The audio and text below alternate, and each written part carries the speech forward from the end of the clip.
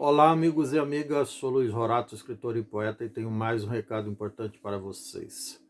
Hoje eu vou falar sobre ferrovias, ou no caso específico do Brasil, sobre a falta que as ferrovias fazem.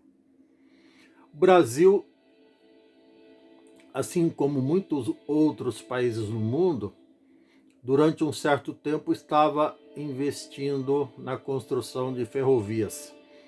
Antes da ditadura militar. O ritmo não era tão acelerado quanto aconteceu no final do século XIX nos Estados Unidos, mas era um ritmo importante que foi bruscamente interrompido pela ditadura militar, que até se habilitou, digamos assim, se prontificou, elaborou um projeto de construir uma ferrovia, uma megalo obra, digamos assim, não sei se usei o termo certo agora, uma obra gigantesca que cortaria o país de norte a sul com mais de 4, 5 ou quase 5 mil quilômetros de extensão, que seria a estrada de ferro norte-sul. Mas, infelizmente, como eu já disse no vídeo de ontem, a estrada de ferro norte-sul não passou de um fiasco do governo militar. E com essa tentativa frustrada, esvaíram-se todas as demais tentativas. O Brasil deixou de investir em ferrovias. E o resultado, como simultaneamente o governo militar ampliou de 3.100 quilômetros para 45 mil quilômetros de rodovias asfaltadas, que também parece um número gigantesco e é considerando o que existia antes, mas foram 21 anos de ditadura.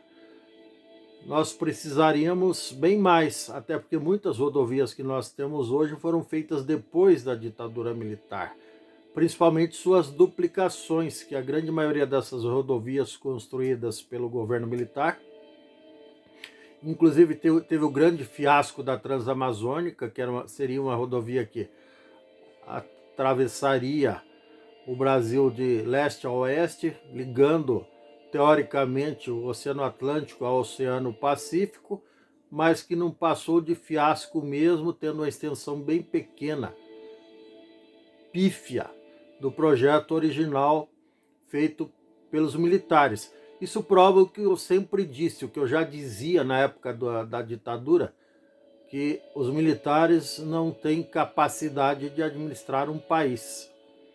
A função dos militares é outra. É como se médicos quisessem bancar engenheiros, é como se o cara que fizesse medicina fosse trabalhar na engenharia, na construção civil, e se o cara que fez medicina, e se o cara que fez engenharia fosse fazer cirurgia. Não ia prestar nem do lado nem do outro. Se o cara tem vocação para ser militar, se ele tem essa habilidade, ele passou a vida inteira sonhando em ser militar, ele tem que ser militar, ele não pode ser administrador.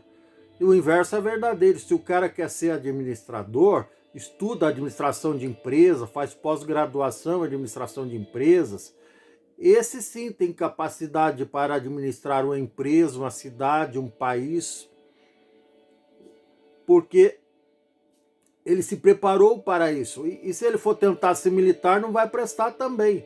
Se ele for enfrentar uma guerra, é muito provavelmente vai ter toda a sua tropa dizimada, porque ele não se preparou para ser militar.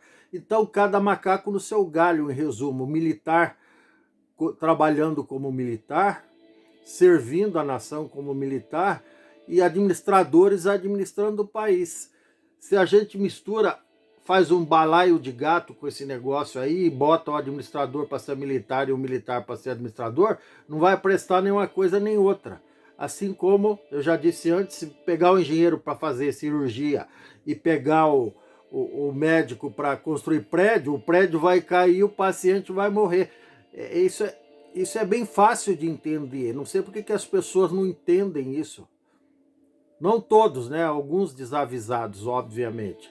Então, voltando à necessidade das ferrovias, o Brasil carece muito de estradas ferroviárias, de trens cruzando o Brasil de norte a sul, de leste a oeste, da, da, das terras produtivas em todo o agreste nordestino, em todo o Pantanal mato-grossense, enfim, em todas as terras produtivas aqui do Paraná, de São Paulo, de todos os estados brasileiros, cada estado com a sua vocação, com a sua produção agrícola, com a sua produção pecuária, com a sua produção de carne animal, seja suína, sejam aves, peixes, inclusive, que podem ser produzidas em larga escala,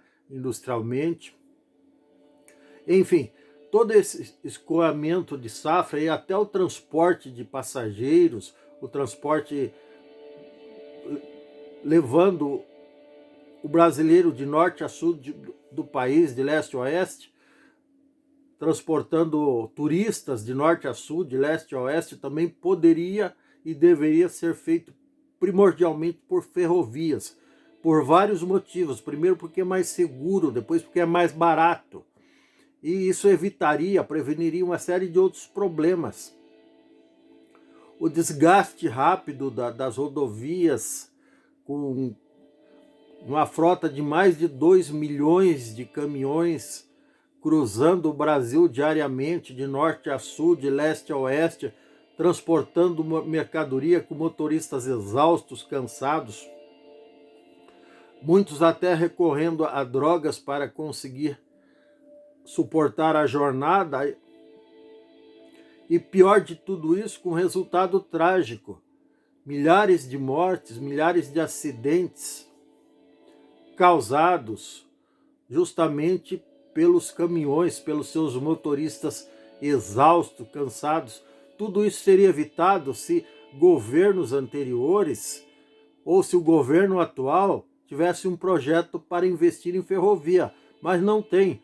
O governo do PT, que durou 16 anos, não teve, nem sonhou em investir em ferrovia, nem o governo atual também nem sonhou em investir em ferrovia. Aliás, o governo atual ele quer investir em armas. Ele acha que vai resolver o problema do Brasil liberando 60 mil, 120 mil munições por pessoa do CACS, aquele grupelho de amigos dele, do CACS, que são os colecionadores, caçadores e nem sei o que significa, falhou o que significa o A aqui agora, e armazenadores de, sei lá, deve ser isso, de armas. Enfim, arma só serve para matar.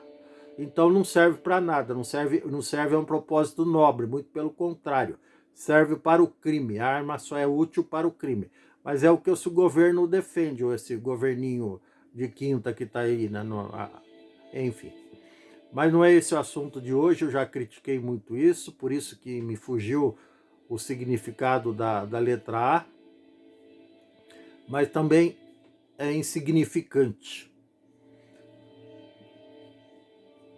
Resumo da ópera. O propósito do vídeo de hoje é dizer sobre a importância de se construir ferrovias no Brasil. Mas o que passou, passou, mas está em tempo.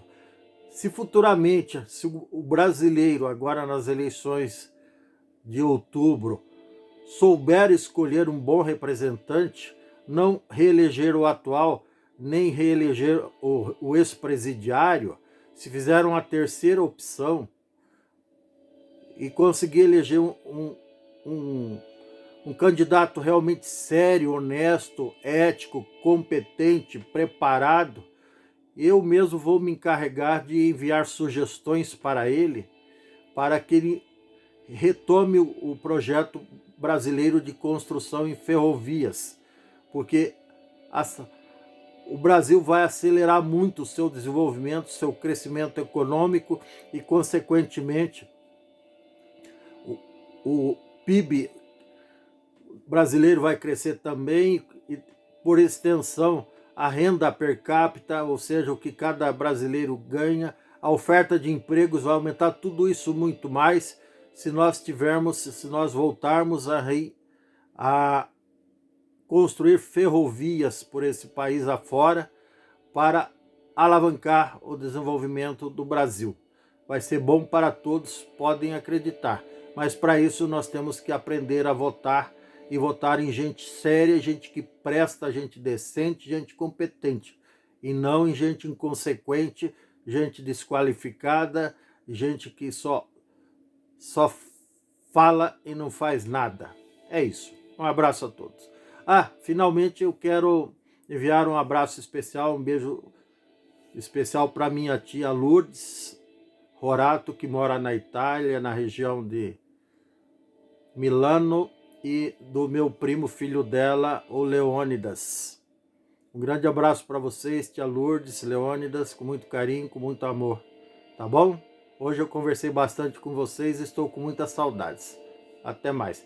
Se você gostou, dê um like, dê um joinha e também inscreva-se no meu canal, pelo que eu ficarei eternamente grato.